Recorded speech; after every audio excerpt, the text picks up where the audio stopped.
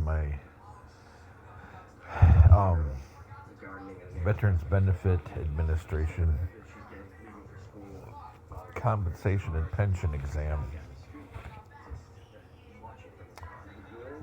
I mean, the exam only dealt.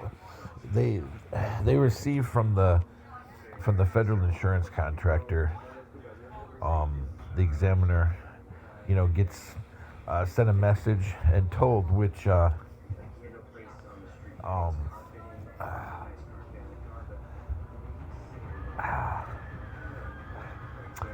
darn lymph node, and then lymph node inflammation and folliculitis. Painful sometimes. Anyway, this isn't about that. Try to focus on the video here.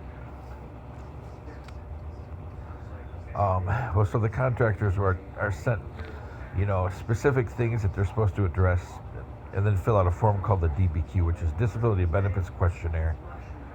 And then they give any evidence if they have it, if they do anything, or maybe another doctor has done some kind of a test or imaging or something.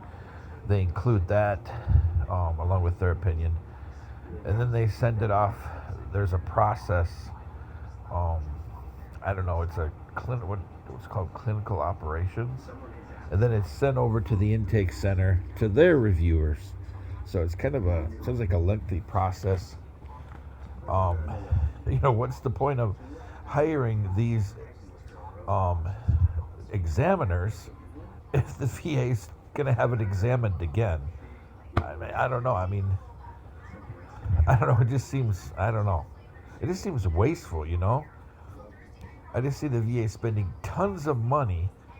Now why would they hire third-party examiners, these companies that do veterans assessments, which is more impartial than doing it directly at the VA, in my experience. VA providers, they are very hesitant to put any diagnostic codes. Matter of fact, some VA providers, mine, doesn't even use VA diagnostic codes. I've never figured out where the diagnostic coding that he uses comes from. Every one of his diagnoses is like ICST or something like that. And I looked it up. I can't find it. It's like entirely different diagnostic coding. The VA and DOD have, they don't use ICST what I've seen. Maybe it's just in my file the coding is wrong. I don't know. But,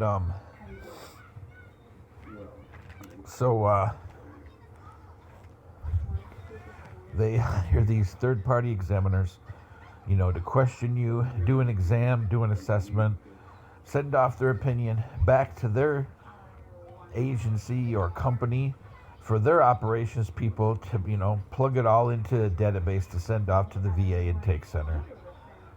And it just seems wasteful to have 2 or 3 points. Maybe this clinical operations department, maybe it's more raters. It just seems so wasteful to me. Absolutely wasteful. They want to look real good, but in the end, deny. It's wasteful. The VA spends, VBA, and VSA too, spend more money giving medical care that only takes a veteran so far, and denying for, in most cases, we're not speaking of the first initial assessment, because that could be 10% or it could be 50%. It could be 10% for one issue, 50% for one issue, or 50% for 10 issues. The first, I would say 1 or 2 rating periods. They're the more unique. Most of the time, most vets, it's for like 10, 20, or 30%. For an increase. Rarely decrease, but a veteran, that's their option. If they want to decrease or they want to keep their rating but end compensation, that's my plan. I just want to get to my medical maximum improvement, which is MMI. That's what they call it in forensic medicine. To get to my MMI, and then go back to work whenever I'm physically able, and take care of my businesses. To at some point to give to my children and whatever they want to do with them. Um, each one of my children will have their own company, and then the small companies that I have either on paper or I've already, written them up, then they'll be given to them as well. I'm not a millionaire. I'm broke vet, but I have a lot of business plans on paper, and some of them are actually, they're already LLCs. Just funding is the problem. Well, in my health, but and then I'll do whatever God allows this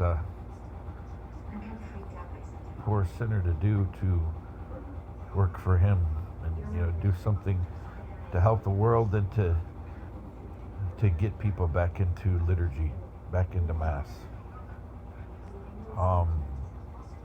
But anyway, back to the exam here.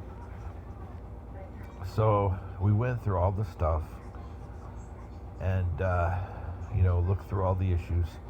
Thank God I didn't have to do another lung capacity, because the VA did send her stuff, and they did send her my nerve conduction study. Because when I get a lung test, I've had in my life probably 3 or 4 of them, and out of at least, I would say, got to be close to half of them, I had an asthma attack. I would say probably about half.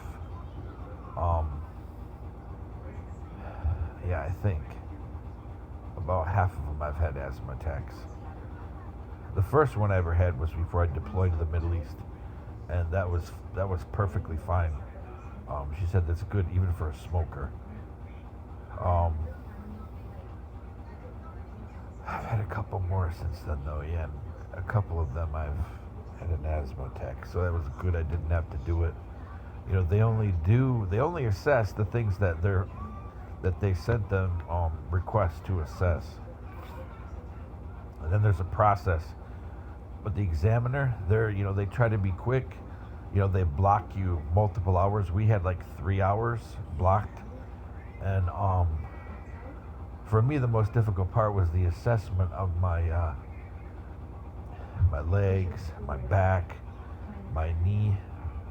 That just wore me out. And by the time I walked out of there, my back and my knee were already acting up. But at least it's done. And she did help identify that nothing is being diagnosed or researched or treated regarding any of my organs in my abdomen, that there's a problem. It's being completely, it's just standing still. The only control I have is to get one procedure done, which can give a little bit of information, but all the other stuff is just dropped. Like, all the x-rays and blood tests and CAT scans and MRIs and ultrasounds. It was like just a spending spree. Nothing's happened since.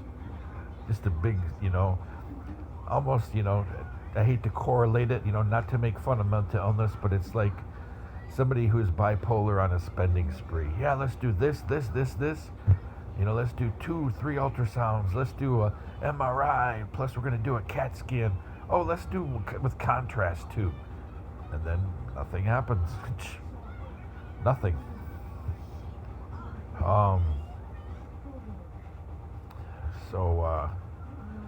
But hopefully I will get one procedure done, and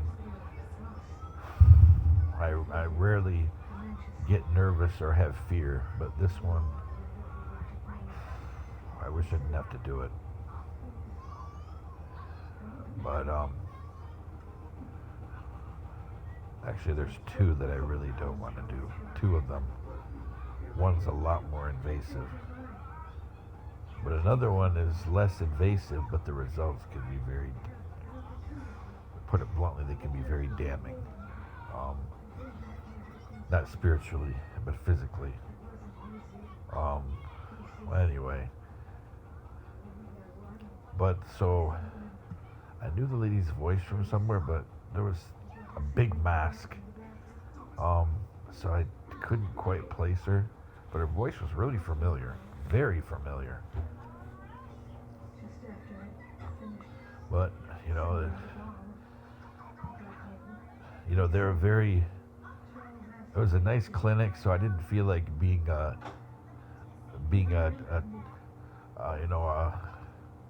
would I put it, being an anal retentive patient by saying, hey, where's everybody's ID? But yeah, nobody was wearing ID. It's a frustrating thing for me. Plus masks, plus ID, but at least it's done. At least it's done. And they were respectful. And I mean, she was very interested. I mean, I don't know. She could have been humoring me, or she could have been, thinking, oh, let's let this guy keep going. But, I told her all my experience with the Saginaw VA. And, I don't know if she's being serious when she's like, whoa, or, she's tongue in cheek. I don't know. There's a mask on her face, and I don't know her, so. But she gets a lot of vets, she said. She didn't say she gets a lot from the Saginaw place. It sounded like it's from many other places. She doesn't get a lot of them from the Saginaw VA. Gets some, but not a lot. But she's kind of surprised at some of the stuff going on there. She was kind of surprised about some stuff. She's like, that's crazy. But so, there's nothing to fear. I would prefer to go to a third-party contracted, veterans evaluation service. I knew from the beginning, actually, an attorney told me it's the best option too. They're third-party, they're outside the VA system, so there's no pressure. Make sure they're not a VA contractor as far as like contract doctor, PA, nurse practitioner. Make sure they're not. Because the VA is so disorganized, sometimes they can't even tell. I went to ERs before, and then the VA had to deny for paying an ER visit because it's one of their contractors. Oh, yeah, this doctor or this nurse is a VA contract provider. They cannot refer you to the ER and request for fiscal services to pay the ER bill in addition to their professional consultation fee. They're a VA contractor. So, yeah, I've had that happen probably, I think, a couple times. Very problematic. It's double dipping, essentially. But, anyway, so make sure of that. That way you can, get your exam done, and we'll find out how this process is after this. And one thing to really ruin your day after you do this, I mean, you don't know anything. They just give their opinion, and they fill out the DBQ. I mean, the DBQ is all electronic. I mean, I didn't even think to ask because it's all electronic. And she has to, actually, I couldn't get a copy because she said she had to file it. She said she'll be filing it and submitting everything by the end of the day. So I don't even know if you can get a copy of it. Obviously, if you're not in the office, you can't at that time because they have to finish typing everything. And then it goes to their system. Now, the company that did this was a federal insurance company, a federal HMO. So, they're going to have their own process, especially this one. This is one of the larger ones, a federal HMO. They carry a lot of federal government employee health contracts, a lot of them. Not TRICARE, but they work with TRICARE. But, so you don't know, what's going to happen. I didn't really ask her opinion. Because ultimately, she said, she's like, yeah, I do my part as an independent rater, but ultimately it lands back in the desk in the lap of a VA raider who makes the final decision. I'm like, oh, this seems, you know, the VA spends so much time and money just to disenfranchise a veteran from. You don't get rich off VA, C&P. You don't get rich. Maximum is almost 4,000 a year. 4,000 a year times 12. You're looking at 48,000. 48,000 for a family of 3. You are only $6,000 over poverty level for a family of 3. All of that just to tell a veteran to to tell them no for rating 10, 20%, 30%, which is only up to what, $700? Just to say no. And once people walk into the VA to get rated, the vast majority are already in their 40s or 50s. The vast majority of people that go through this process, people that are already rated, usually come out of the active duty military with a medical retirement or near that when they're separated. So you're talking about over half of the veterans' claims are people over 40 who've been out for quite a while who are having issues. From my experience, from the data I've seen, I could be wrong, but when I was in active duty, before I started force protection, I saw a lot of the medical separations, the medical retirements. I saw a ton of them. And those were the bulk of the people that walked to the VA. They were already partially rated. So us, guys like me, gals like me, we're the majority. And again, that's like I go to my point of the VA bends over backwards to tell no to somebody for 20, 30% rating decision and their initial, claim. It's ridiculous. And they have hundreds of lawyers in a VA law firm, hundreds of them. Some of these people are the initial adjudicators, and others they're the appellate judges, the veterans claim adjuster judges. There's hundreds of these people, hundreds, and they all get a fat federal salary and a fat federal retirement. It's just crazy. The amount of money the VA wastes to tell a veteran no, to humiliate them. Initially your humiliation in the beginning is so you're humbled so you can be built back up, built back better mentally, more observant, more determined, more disciplined, more insightful. That's, the initial, but the military will never go so far, even in special operator training. They're not going to go so far that somebody's going to feel like they want to end their life. They won't go that far. There's a line even they draw. But it's to make you better. But now, when you've already went through that and you've been taught amazing things by the military, the VA puts you through it again over $100 a month or $600 a month. It's absolutely ridiculous. Ridiculous. Well, they have, their fat law firm, giant law firm, 6 stories tall in several cities in the U.S., and these people get fat retirement checks. Retirement checks you only see in the officer community. And I'm not talking some JO retirement. We're talking about senior, almost flag level retirements for these attorneys. It's absolutely ridiculous. It really is.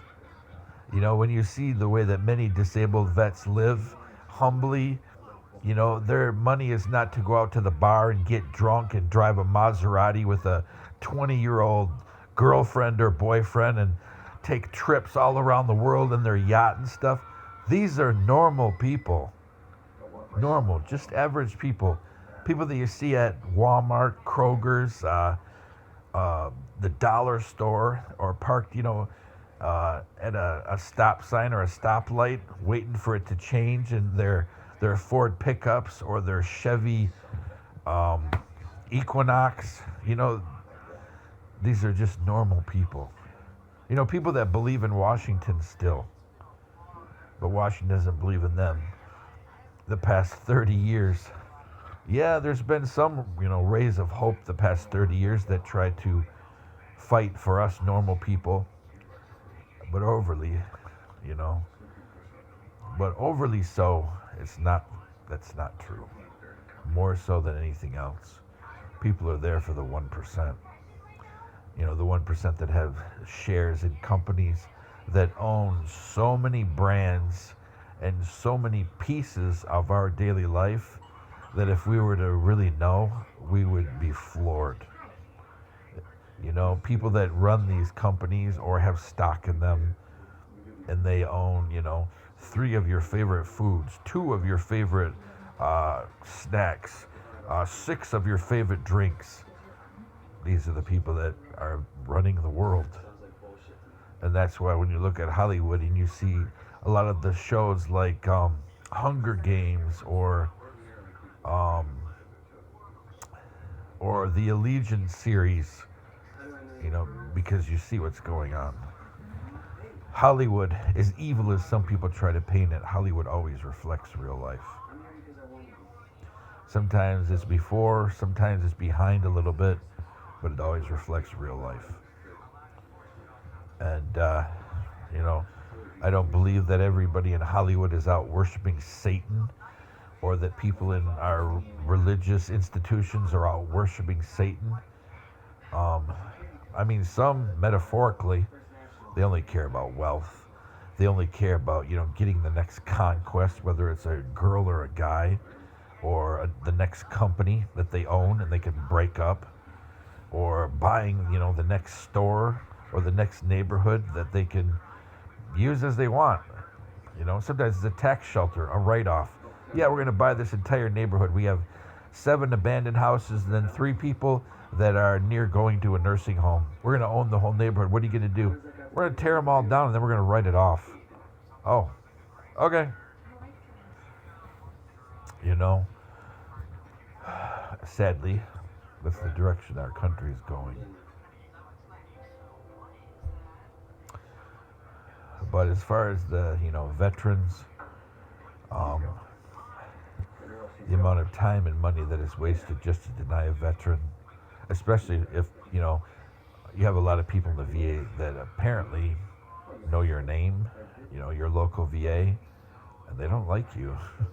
Everything that happens locally goes through somebody's desk at the local VA. It may just be a message, or it may be a notification, or a request for documents, but people know. I have a lot of experience in this system, in the military, and, have somewhat knowledge of this system through my familiarization with experiences, things that we've done with the State Department. So I don't have a vast experience with the State Department, but I have a little. And all of these, people think that, oh yeah, that's paranoid. They don't know who I am, or that, department, they've never heard my name. You'd be surprised. You'd be surprised. There's a system that things go through, especially for presidential cabinet departments. There is a process. Example, if somebody's going to be separated from active duty military, that process is initiated at the local level, and then it goes to the next phase, which is to the command level, which you could kind of call it regional. And then once it go to the command level, which is the medical people, then it goes off to, BUPERS Med? Or Med BUPERS? Then it goes to the medical national command level, the medical folks. And then they make their determinations, and then they send things back down to the local level for the panels. The panels make their decision, and somebody is rated and retired. And then, again, at the local personnel level, all this is processed, and their medical stuff is handled by the local medical folks to prepare them to be transferred to the VA.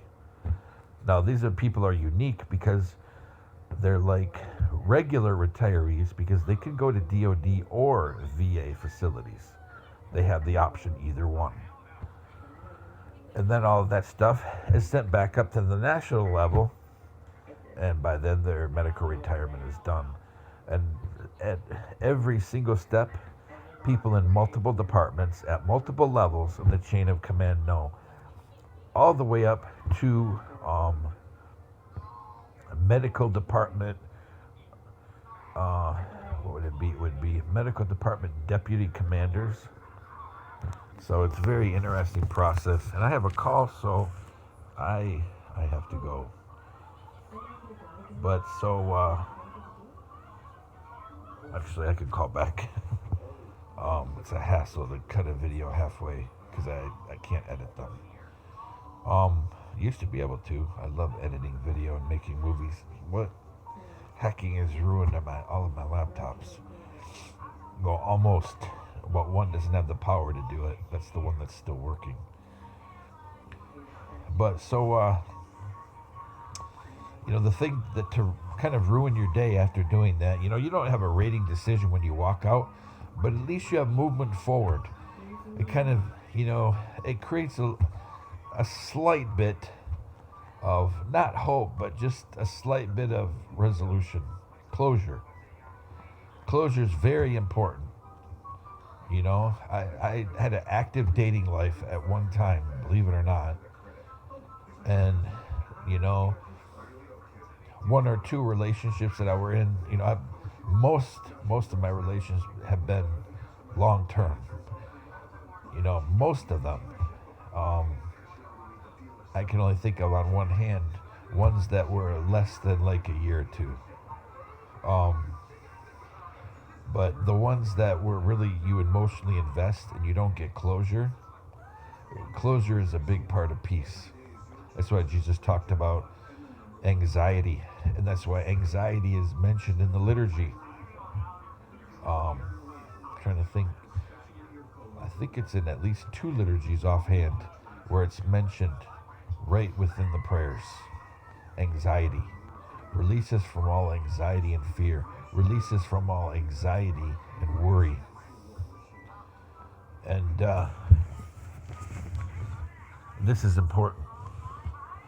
So when you walk out of there with just a kind of tiny bit, I don't want to call it peace, but just less anxiety, just a little bit. And when I got home, any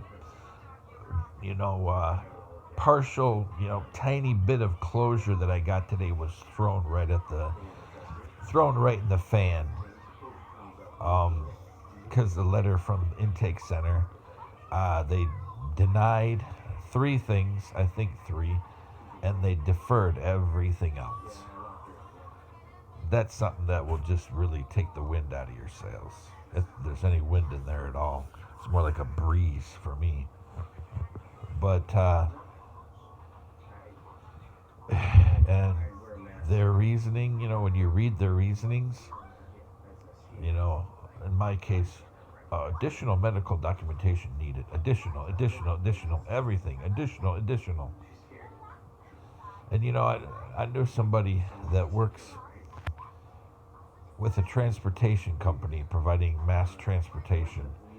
And this person said, a lot of people don't like the VA because all the VA seems to do, especially here, they just toy with people. They try to push them to an emotional breakdown. This is non-targeting. Imagine if you're targeted, it's worse.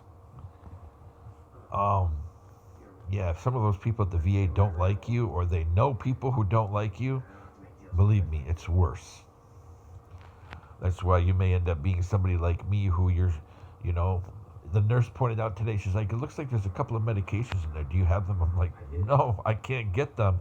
Well, they're in here, they're prescribed. Some of them are cardiovascularly important.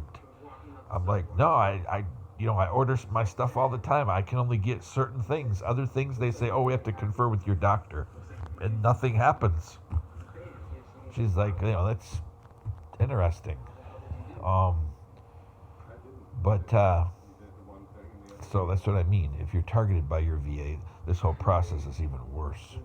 And it doesn't have to be a lot of targeting. You know, most people who are targeted, the whole world is not after them. It's done through people who are very educated about community organizing, and they just use it, they weaponize it, which is nothing new. Anybody who knows a person named Howard Zinn, or um, or oh shoot, I forgot his name. Um, Besides Howard Zinn, his friend was, I can't remember his name. He was a professor of Madam Hillary Clinton. He's one of her professors from Chicago, and I can't remember his darn name. Anyway, age. I'll probably remember it like an hour after this video. But he rules for Saul Alinsky, rules for radicals. That's community organizing weaponized. And, you know, Saul Alinsky, he abandoned observance of Torah a long time ago. And he turned some things that are meant to do good in the world, he inverted them to turn them into evil. And, you know, I'm not a diehard conservative. You know, people would call me a, what's the word for people like me? Issue-oriented moderate. You know, wherever the Holy Spirit tells me to sit, that's where I will sit. And, well, Alinsky wouldn't like somebody like me. You know, some of this conservative movement, they try to take some of Alinsky's tactics and turn them towards conservatism. Conservatism? Yeah. Conservatism. But I don't care if it's left or right. The tactics of Saul Alinsky, that's the same things that the mafia used to do. And it could lead to people's death. It can ruin families. These are some of the same tactics that Anonymous uses when they target people, that QAnoners use. You know, these are all criminal behaviors. All of them. How can you do social justice when you're using criminal tactics? Hello, Rico. But